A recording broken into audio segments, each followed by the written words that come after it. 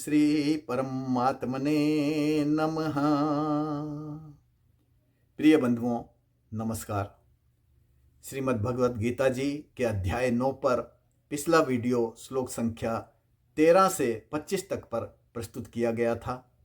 इन श्लोकों में भगवान श्री कृष्ण ने अर्जुन को बताया था कि देवताओं को पूजने वाले देवताओं को, भूत प्रेतों को पूजने वाले भूत प्रेतों को, पितरों को पूजने वाले पितृलोकों को और भगवान को पूजने वाले भगवान के धाम को प्राप्त होते हैं। भगवत धाम को प्राप्त करने की इच्छा और ध्येय रखने वाले मनुष्यों को किसकी पूजा किस भाव से करनी चाहिए, यह संदेश साफ दिया गया। भगवान किसकी और किस भाव से पूजा स्वीकार करते हैं, किसे अपना परम धाम देते हैं, यह उन्होंने श्लोक 26 से श्लोक 34 में बताया है। आज हम अपनी चर्चा श्लोक 26 से आरंभ करेंगे। श्लोक 26 में भगवान कहते हैं, पत्रम पुष्पम फलम तोयम यो मे भक्तिया प्रियच्छते तदहम भक्त्यो अप्रतम अस्नामि प्रियत आत्मनः। हिंदी अनुवाद है, पत्ते, फूल, फल, जल जो भक्त प्रेम सहित मुझे अर्पित करते हैं, उससे मुझ में तल्लीन भक्त की सप्रेम भेंट को मैं स्वीकार कर लेता हूँ। भगवान कह रहे हैं कि उनके चिंतन में रत भक्त पत्ते, फूल, फल, जल जो भी सप्रेम प्रेम के साथ अर्पण करते हैं, उनकी इस सप्रेम भेंट को भगवान स्वीकार कर लेते हैं। भगवान केवल प्रेम के भूखे हैं। वे तो सरलता से और बिना मूल्य के उपलब्ध पत्तों से, फूल, फल और जल जैसी वस्तुओं से भी खुश हो जाते हैं यदि इन्हें प्रेम के साथ भक्त उन्हें अर्पण करें। बिना प्रेम के मूल्यवान से मूल्यवान वस्तुओं का अर्पण भी भगवान के लिए मूल्यहीन है। भगवान इन्हें स्वीकार नहीं करते हैं। श्लोक 27 में भगवान कह रहे हैं, यत् करोसि यत् अस्नासि यत् जुहोसि ददासि यत् तपस्यसि कौन्तेय तत् कुरुष्व मद अर्पणम। हिंदी अनुवाद है, जो करता है, जो खाता है, जो यज्ञ करता है, जो दान देता है, जो तप करता है, हे कौन्तेय वह सब कुछ मुझे अर्पण कर दे। भगवान अर्जुन को कह रहे हैं कि वह जो भी खाता है, यज्ञ करता है, दान देता है या तप करता है, वह सब उन्हें यानी भगवान को अर्पण कर दे। भाव यह है कि मनुष्य अपना हर कर्म भगवान को समर्पण करते हुए करे। श्लोक 28 में भगवान कह रहे हैं, शुभ अशुभ फलेर्एवं मोक्षस्य कर्म बंधने संन्यास योग युक्त आत्मा विमुक्तो मामुपेष्यसि। हिंदी अनुवाद है, इस प्रकार शुभ अशुभ फलों और कर्म बंधन से मुक्त हो जाएगा। कर्म संन्यास योग से युक्त पुरुष मुक्त होकर मुझे प्राप्त हो जाएगा। इस प्रकार उसके कर्मों के शुभ अशुभ फल निष्प्रभावी हो जाते हैं। वह कर्म बंधन से मुक्त हो जाता है। निष्काम कर्म और भगवान के चिंतन स्मरण से युक्त मनुष्य जीवन मरण के बंधन से मुक्त होकर भगवान को ही प्राप्त हो जाता है। श्लोक 29 में भगवान कह रहे हैं, सम्मो अहम सर्वभूतेषु ना मे द्वेषो अस्ति ना प्रिया ये भजन्ति तु माम भक्त्या मयिते तेषु चापि अहम। हिंदी अनुवाद है, सभी प्राणी समान हैं। मेरे लिए ना मुझे किसी से द्वेष है न कोई प्रिय है, परंतु जो भजते हैं मुझे प्रेम से वे मुझ में रहते हैं और मैं उनमें रहता हूँ। भगवान यहाँ स्पष्ट कर रहे हैं, भगवान ने ही प्राणियों को उपजाया है। वे कह रहे हैं कि सारे प्राणी उनके लिए समान हैं। भगवान को ना तो किसी से द्वेष है और ना ही उन्हें कोई विशेष प्रिय है, लेकिन जो प्राणी उन्हें प्रेम करता है, स्मरण करता है, भजता है, भगवान वे भगवान में ही रहते हैं और भगवान उनमें रहते हैं। श्लोक 30 में भगवान कह रहे हैं, अपि चेत्सु दुराचारो भजन्ते मामनन्य भाक साधुरेव स मंतव्यः सम्यग व्यवस्थितो ही स। हिंदी अनुवाद है, यदि कोई अति दुराचारी भी भजन करता है मेरा अनन्य भाव से, साधु समान उसे मानो, क्योंकि स्वयं में स्थित कर लिया है उसने। भगवान अर्जुन से कह रहे हैं कि यदि कोई मनुष्य जिसने बहुत दुराचार किए हैं लेकिन अब वह भगवान का अनन्य भाव से भजन करता है, तो उसे भी साधु ही मानना चाहिए, साधु ही जानो, क्योंकि उसने अपने को परमात्म भाव की स्थिति में स्थापित कर लिया है। श्लोक 31 में भगवान कह रहे हैं, क्षिप्रम भवति धर्मात्मा शाश्वत शांतिम निगच्छति कौन्तेय प्रति जाने न में भक्त प्रणश्यति। हिंदी अनुवाद है, तत्क्षण धर्मात्मा हो जाता है, शाश्वत शांति को प्राप्त होता है। कुंती पुत्र निश्चित जानो यह, मेरे भक्त का पतन नहीं होता। भगवान इस श्लोक में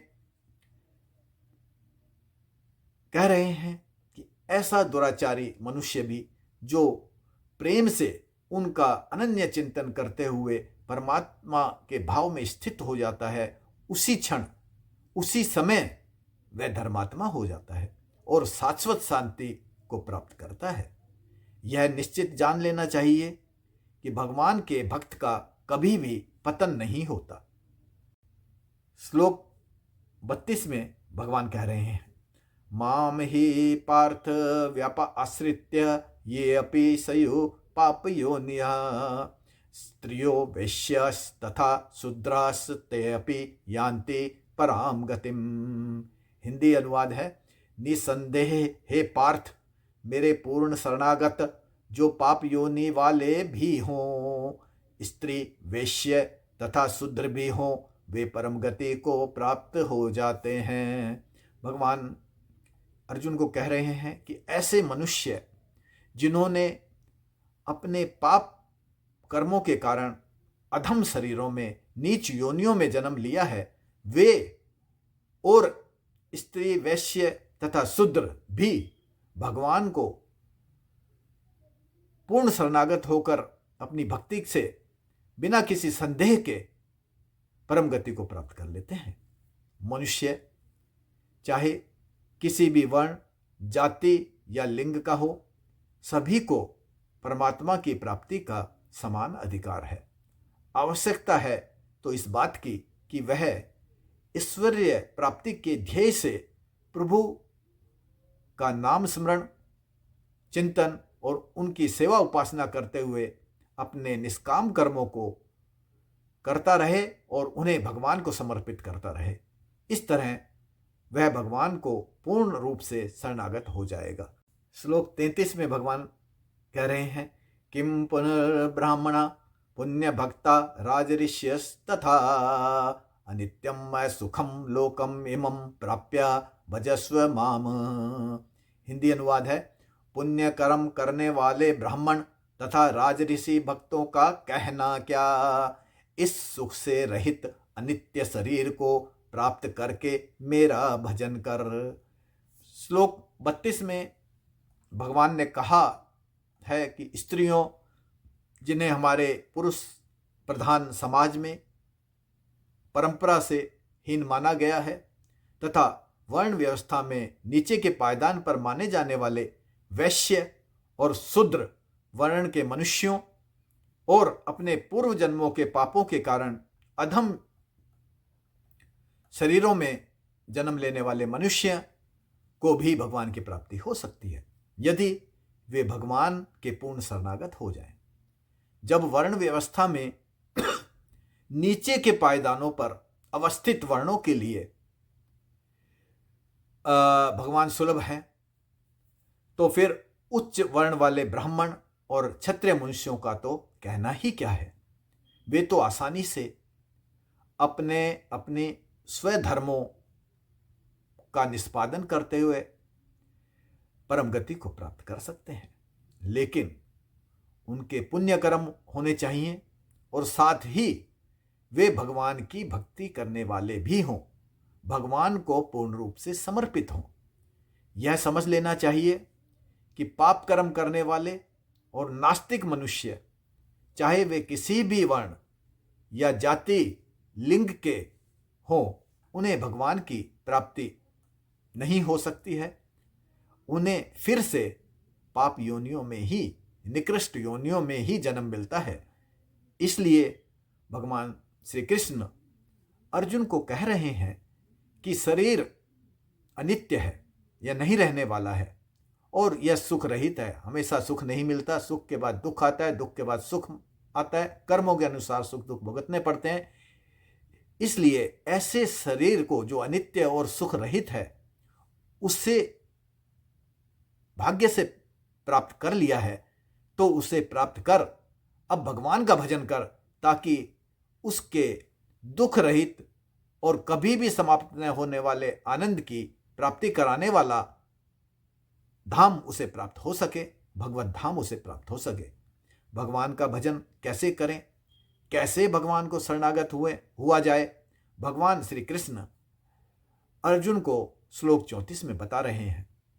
श्लोक 34 में भगवान कह रहे हैं, मन्मना भव मध्य भक्तो मध्याजी माम नमस्कुरे मामेव इष्यसि युक्त एवं आत्मना मत्परायणा। हिंदी अनुवाद है, मन को मुझ में लगा, मेरा भक्त हो जा, मेरी पूजा कर, मुझे नमन कर। इस तरह स्वयं को मुझ में लगाकर मेरे परायण होकर मुझे ही प्राप्त होगा। भगवान अर्जुन से कह रहे हैं कि उनकी शरणागत होने के लिए आवश्यक है कि वह अपने अंतःकरण में भगवान की छवि का ध्यान करते हुए अपने मन को भगवान की छवि में ही लगाए। मन को कहीं और यानी संसारिक विषयों में ना जाने दें, ना भटकने दें। भगवान का भक्त बन जाए, यानी उनका भजन स्मरण चिंतन करते हुए भगवान से युक्त हो जाए, भगवान की पूजा उपासना करें और भगवान को नतमस्तक होकर प्रणाम करें। इन सब क्रियाओं से वह स्वयं को भगवान से युक्त कर पाएगा, स्वयं को भगवान के परायण करके भगवान को ही प्राप्त हो जाएगा। इसके साथ ही अध्याय 9 का समापन होता है।